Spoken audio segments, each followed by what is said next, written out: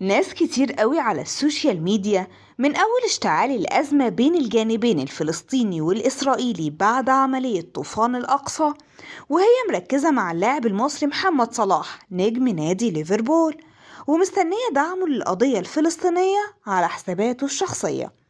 وبسبب إنه معلقش على الأحداث اتعرض لهجوم كبير من متابعيه، لأنهم شايفينه واحد من أهم الشخصيات العربية والأكثر تأثيرا في المجتمع الغربي، وبيتمتع بشعبية كبيرة في أوروبا وبالتحديد بريطانيا، واللي هي من أهم الدول تاريخيا اللي ليها تأثير في القضية الفلسطينية. كله ساب القضية نفسها وركزوا معاه، وانهالت عليه البوستات والتويتات اللي بتهاجمه.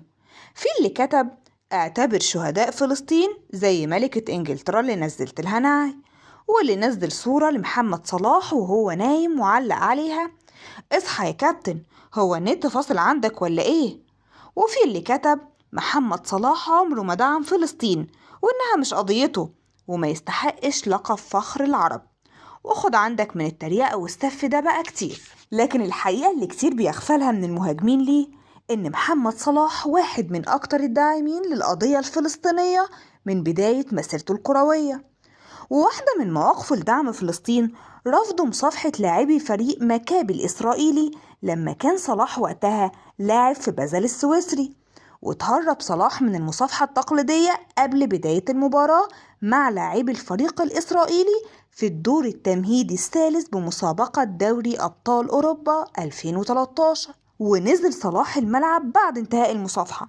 في سنة 2021 نشر صورة ليه بالشارع الفلسطيني، ودعا قادة العالم للوقوف بجانب أهل غزة.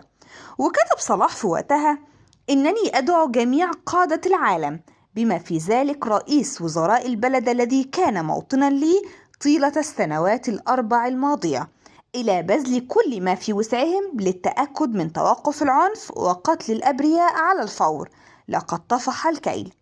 وقتها استجاب رئيس وزراء بريطانيا بوريس جونسون لتغريدة النجم محمد صلاح لاعب منتخبنا الوطني وليفربول الإنجليزي بشأن الأوضاع في الأراضي الفلسطينية. وقال جونسون: نريد خفضا عاجلا للتصعيد في القدس وغزة، ونؤمن بحل الدولتين.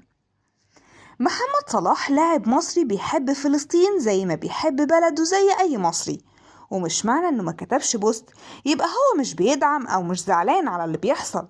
وبلاش مزايدة على صلاح وعن حبه ودعمه لفلسطين.